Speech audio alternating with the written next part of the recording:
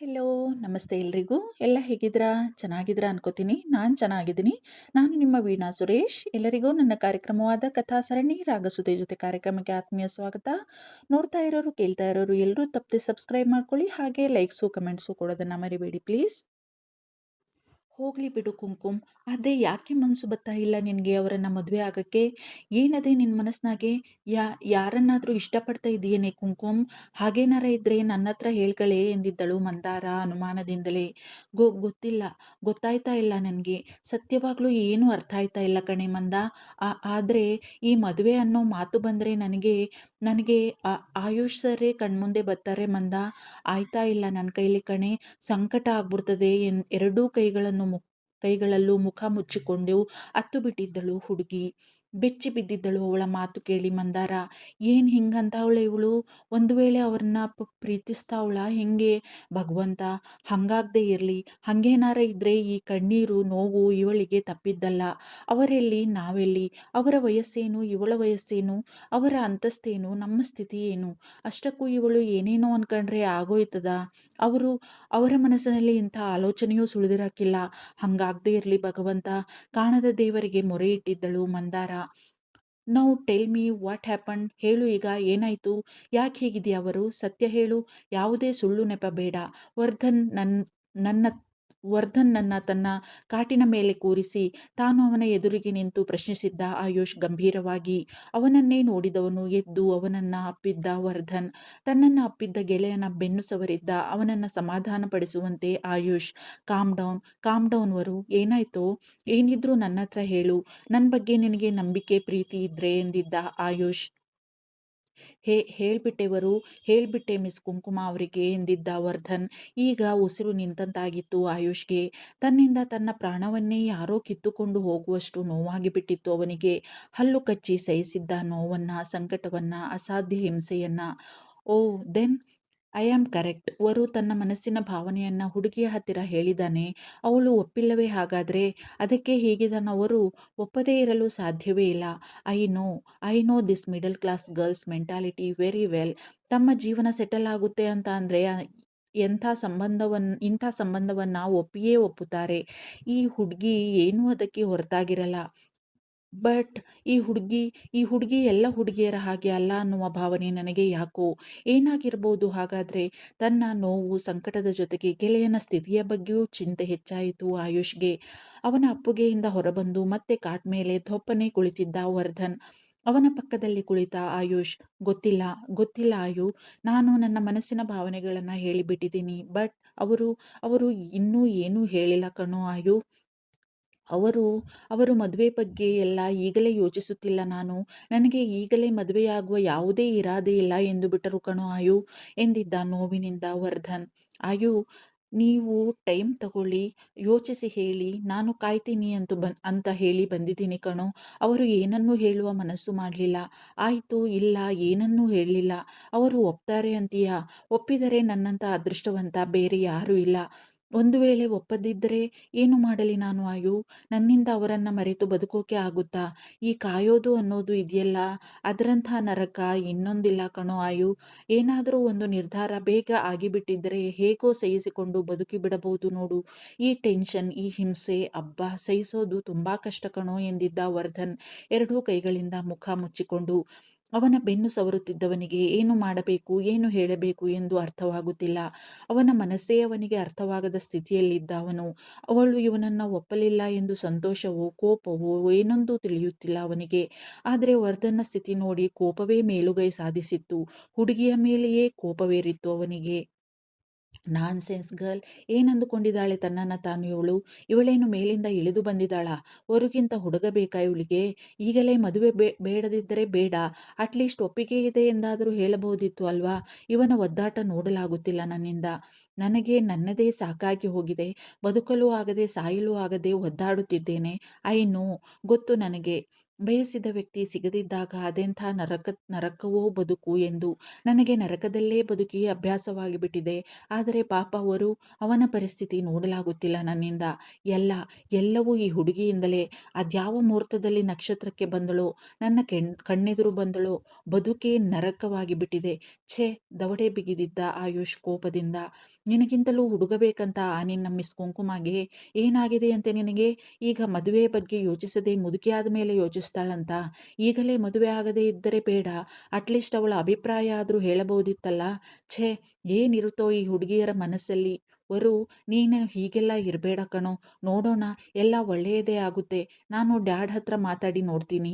ಅವರು ಏನಾದರೂ ಬುದ್ಧಿವಾದ ಹೇಳಬಹುದೇನೋ ನಿನ್ ಮಿಸ್ ಕುಂಕುಮಗೆ. ನೀನು ಸಮಾಧಾನವಾಗಿರು ಎಂದು ಅವನ ಬೆನ್ನು ಸವರುತ್ತಾ ಅವನಿಗೆ ಸಮಾಧಾನ ಹೇಳಿದ್ದ ಆಯುಷ್. ನನಗೆ ಏನೂ ಅರ್ಜೆಂಟ್ ಇಲ್ಲ ಆಯು. ಅವರಿಗೂ ಅವರ ಅಭಿಪ್ರಾಯ ಹೇಳುವ ಹಕ್ಕು ಇದೆ ಅಲ್ವಾ? ಅವರ ಒಪ್ಪಿಗೆ ಮುಖ್ಯ ಇಂಥ ವಿಷಯಗಳಲ್ಲಿ ಅಲ್ವಾ? ಆದರೆ ಆದರೆ ಅವರ ಮನಸ್ಸಿನಲ್ಲಿ ನಾನು ಇದೀನೋ ಇಲ್ವೋ? ಅವರಿಗೆ ನನ್ನ ಬಗ್ಗೆ ಯಾವ ಅಭಿಪ್ರಾಯ ಇದೆ ಅಂತ ಆದರೂ ಗೊತ್ತಾದರೆ ನೆಮ್ಮದಿಯಿಂದ ಇರಬಹುದಿತ್ತು ನಾನು ಅಂತ ಅಷ್ಟೇ. Okay, leave that matter Ayu. ನೀನು ಹೇಳಿದ ಹಾಗೆ ಕಾದು ನೋಡೋಣ. ಅಲ್ಲಿಯವರೆಗೂ ಈ ಹಿಂಸೆ ತಪ್ಪಿದ್ದಲ್ಲ ನನಗೆ. ಅನುಭವಿಸ್ತೀನಿ. ಬೇರೆ ದಾರಿ ಇಲ್ಲ. ಸರಿ ಕಣೋ, ನಾನಿನ್ನು ಬರ್ತೀನಿ. ನಕ್ಷತ್ರಕ್ಕೆ ಹೋಗಬೇಕು. ತುಂಬ ಕೆಲಸ ಪೆಂಡಿಂಗ್ ಇದೆ. ಹಾಂ, ಅಂದಂಗೆ ನಿನ್ನ ಆ ಮೋಹಿನಿ ನಿನ್ನ ಕೇಳ್ಕೊಂಡು 2 ದಿನದಿಂದ ನನ್ನ ತಲೆ ತಿಂತಿದ್ದಾಳೆ ಮಾರಾಯ. ಇಲ್ಲಿ ಬಂದರೂ ಬರಬಹುದು ನೋಡು ಎಂದಿದ್ದ ವರ್ಧನ್. ಇವಳದೊಂದು ಮುಗಿಯದ ತಲೆನೋವಾಗಿಬಿಟ್ಟಿದೆ ಕಣೋ ನನಗೆ. ಸರಿ ಬಿಡು, ಬಂದರೆ ಬರ್ತಾಳೆ.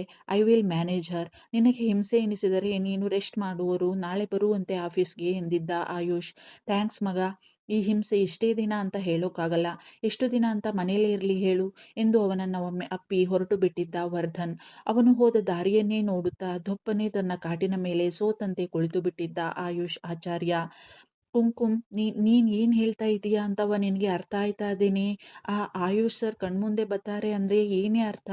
ಎಲ್ಲೋ ಎಲ್ಲೋ ನಿನ್ನ ಭ್ರಮೆ ಇರ್ತದೆ ಕಣೆ. ಹುಚ್ಚುಚ್ಚಾಗಿ ಏನೇನೋ ಯೋಚಿಸ್ತಾ ಇದ್ರೆ ಹಿಂಗೆ ಆಗೋದು ಎಂದು ಗದರಿದ್ದಳು ಗೆಳತಿಯನ್ನ ಮಂದಾರ.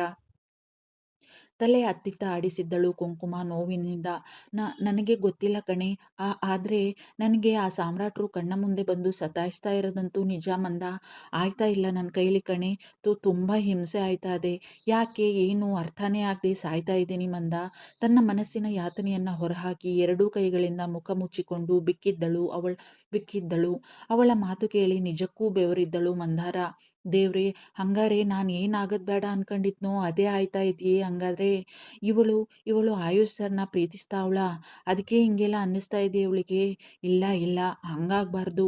ಹಂಗೇನಾರ ಇದ್ರೆ ಅನಾಹುತ ಆಗ್ಬಿಡ್ತದೆ. ಇವಳಿಗೆ ಆ ಪ್ರೀತಿ ಮರೀಚಿಕೆಯಾಗಿಯೇ ಉಳಿದು ಬಿಡ್ತದೆ. ಹುಟ್ಟಿದಾಗಿನಿಂದಲೂ ಬರೀ ನೋವು, ಒಂಟಿತನ, ಅನಾಥ ಭಾವವನ್ನೇ ಅನುಭವಿಸಿದ ಹುಡುಗಿಗೆ ಜೀವನ ಪೂರ್ತಿ ಅದನ್ನೇ ಅನುಭವಿಸೋ ಹಂಗಾಯ್ತದೆ. ಹಂಗಾಗ್ಬಾರ್ದು ಭಗವಂತ. ಏನಾದರೂ ಮಾಡಲೇಬೇಕು. ಆದರೆ ಏನು ಮಾಡಲಿ ನಾನು ಎಂದುಕೊಂಡು ಅವಳ ಬೆನ್ನು ಸವರಿದ್ದಳು ಸಮಾಧಾನ ಮಾಡುವಂತೆ ಮಂದಾರ. ಕುಂಕುಮ್, ನಾನು ಹೇಳೋದನ್ನು ಕೇಳ್ತೀಯಾ? ನೋಡು, ನೀನು ಹೀಗೆಲ್ಲ ಏನೇನೋ ಹುಚ್ಚುಚ್ಚಾಗಿ ಯೋಚನೆ ಮಾಡೋದನ್ನ ಮೊದಲು ಬಿಡು. ಆಯುಷ್ ಅವರು ನಮ್ಮಂಗೆ ಮಾಮೂಲಿ ಜನ ಅಲ್ಲ ಕಣೆ, ದೊಡ್ಡ ಜನ ಅವರು. ನಾವು ಅವರ ಕಾಲ ಧೂಳಿಗೂ ಸಮ ಅಲ್ಲ. ನಿನಗೂ ಅರ್ಥ ಆಯ್ತದೆ ಅಲ್ವಾ? ಅವರ ಬಗ್ಗೆ ಎಲ್ಲ ಏನೇನೋ ಮನ್ಸಿಗೆ ಬಂದಂಗೆ ಯೋಚಿಸ್ಬೇಡ ಕುಂಕುಮ್. ಅವೆಲ್ಲ ತಪ್ಪು ಕಣೆ.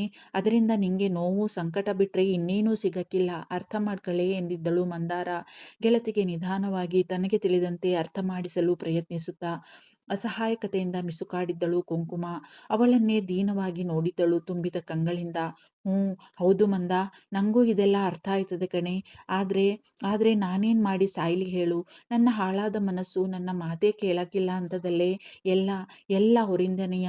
ಅವರು ಅವರು ಯಾಕೆ ನನ್ನ ಏನೋ ಹೇಳಬೇಕು ಎಂದುಕೊಂಡವಳು ಗೆಳತಿಯ ಮುಂದೆ ಹೇಗೆ ಹೇಳಬೇಕು ಎಂದೇ ತಿಳಿಯದೆ ಸುಮ್ಮನೆ ಕಣ್ಣೀರು ತೊಡೆದುಕೊಳ್ಳತೊಡಗಿದ್ದಳು ಕುಂಕುಮ. ನೀನು ಹೇಳಿದ್ದನ್ನ ಎಲ್ಲ ನಾನು ಯೋಚನೆ ಮಾಡಿಲ್ಲ ಅನ್ಕೊಂಡಿದೀಯೇನೆ ಮಂದ. ನನಗೂ ಗೊತ್ತು, ನಾವೆಲ್ಲಿ ಅವರೆಲ್ಲಿ. ಅವರ ಬಗ್ಗೆ ಯೋಚನೆ ಮಾಡೋ ಯೋಗ್ಯತೆಯೇ ಇಲ್ಲ ನಮಗೆ. ಅಂಥದ್ದರಲ್ಲಿ ಹೀಗೆ ಅರ್ಥವಿಲ್ಲದ ಯೋಚನೆ ಮಾಡಿದರೆ ಏನು ಅರ್ಥ ಅದೇ? ನನಗೂ ಅರ್ಥ ಆಯ್ತದೆ. ಆದರೆ ಏನು ಮಾಡಲಿ ಹೇಳು? ನನ್ನ ಮನಸ್ಸಿಗೆ ಹೃದಯಕ್ಕೆ ಅರ್ಥ ಆಯ್ತಾ ಇಲ್ವೇ? ನನಗೂ ಈ ಯಾತನೆ ಮಾನಸಿಕ ತೊಳಲಾಟದಿಂದ ಸಾಕಾಗಿ ಬಿಟ್ಟಿದೆ ಮಂದ. ಬದುಕಕ್ಕೂ ಆಯ್ತಾ ಇಲ್ಲ, ಸಾಯಕ್ಕೂ ಆಯ್ತಾ ಇಲ್ಲ ಕಣೆ ನನಗೆ. ಅದಕ್ಕೆಯ ಇದೆಲ್ಲ ಏನೂ ಬೇಡ ಕಣೆ. ಯಾವ ಮದುವೆನೂ ಬೇಡ, ಹೊಸ್ಗೇನೂ ಬೇಡ. ನನ್ನ ಪಾಡಿಗೆ ನನ್ನ ಬಿಟ್ಬಿಟ್ರೆ ಸಾಕಾಗದೆ ಮಂದ ನನಗೆ. ನನ್ನ ಕೆಲಸನ ನಾನು ನನ್ನ ಪಾಡಿಗೆ ಮಾಡ್ಕೊಂಡು ಹೋಯ್ತಾ ಇರ್ತೀನಿ. ಇವೆಲ್ಲ ನನ್ನಂಥವ್ರಿಗೆಲ್ಲ ಕಣೆ. ನಾನು ಹುಟ್ಟು ಅನಾಥೆ, ಒಂಟಿಯಾಗೇ ಇದ್ಬಿಡ್ತೀನಿ.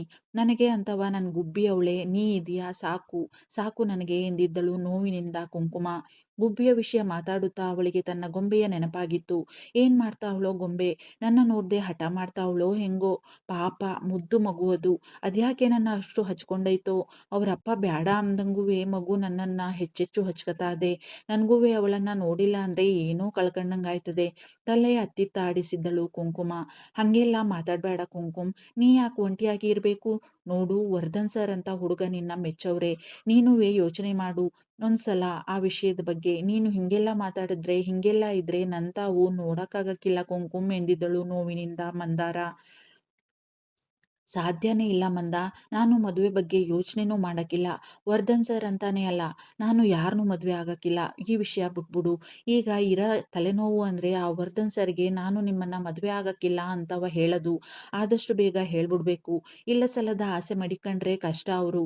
ಆದರೆ ಹೆಂಗೆ ಹೇಳಲಿ, ತಲೆ ಕೆಟ್ಟಿತು ಹುಡುಗಿಗೆ ಯೋಚಿಸಿ ಯೋಚಿಸಿ. ಮಂದ, ಗೊಂಬೆ ಹೆಂಗವಳೋ, ಅಂಕಲ್ ಹೆಂಗವ್ರೋ ನೋಡ್ಕ ಬರಬೇಕು ಕಣೆ ಬೆಳಿಗ್ಗೆ ಆದ್ರೂ ಎಂದಿದ್ದಳು ಕುಂಕುಮ. ಅವಳು ಮೊದಲಿನ ಹಾಗೆಯೇ ಮಾತಾಡಿದ್ದು ನೋಡಿ ಸಮಾಧಾನವಾಗಿತ್ತು ಮಂದಾರಾಗೆ. ಈಗ ನಿನ್ಗೆ ಊಟ ಹಾಕ್ತೀನಿ, ಮಾತ್ರೆ ನುಂಗಿ ಮಲಗಿಬಿಡು. ನಾಳೆ ಅಷ್ಟೊತ್ತಿಗೆ ಸರಿ ಹೋಗಿರ್ತೀಯ. ನಾಳೆ ಹೋಗುವಂತೆ ಇರು, ಬಂದೆ ಈಗ ಎಂದು ಒಳಗೆ ನಡೆದಿದ್ದಳು ಮಂದಾರ. ಈ ಹುಡುಗಿಯಿಂದ ನನಗೆ ಒಂದೇ ಅಲ್ಲ ಹುಚ್ಚು ಹಿಡಿತಾ ಇರೋದು. ಇವಳಿಂದ ಎಲ್ಲರ ತಲೆನೂ ಕೆಟ್ಟು ಹೋಗ್ತಾ ಇದೆ. ಏನಾಗಿದೆ ಇವಳಿಗೆ. ಬರುವಂತ ಹುಡುಗ ಒಪ್ಪಿದಾನೆ ಅಂದ್ರೆ ಕಣ್ಣು ಮುಚ್ಚಿಕೊಂಡು ಒಪ್ಪಿಗೆ ಕೊಡಬಹುದಲ್ವಾ. ನನಗಂತೂ ಅವಳನ್ನ ನನಗೆ ನೀನು ಬೇಕು ಎಂದು ಹೇಳುವ ಯೋಗ್ಯತೆಯೂ ಇಲ್ಲ, ಗೊತ್ತು ನನಗೆ. ಆದರೆ ಅವಳು ದೂರವಾದರೆ ನಾನು ಬದುಕುವ ಬಗ್ಗೆ ಅನುಮಾನವೂ ಇದೆ ನನಗೆ. ಆದರೆ ನನ್ನ ಬಂಗಾರಿಗೋಸ್ಕರ ಬದುಕಿ ಬಿಡಬಲ್ಲೆ ಹೇಗೋ ನಾನು. ಇವಳು ನನಗೆ ಸಿಗದೇ ಹೋದರು. ಆದರೆ ಅವನು ಹೇಗೆ ಸಹಿಸುತ್ತಾನೆ. ಒಂದು ವೇಳೆ ಅವಳು ಒಪ್ಪಲಿಲ್ಲ ಎಂದರೆ ಥತ್, ಹುಡುಗಿಯ ಮೇಲೆಯೇ ಕೋಪವೇರಿತ್ತು ಅವನಿಗೆ.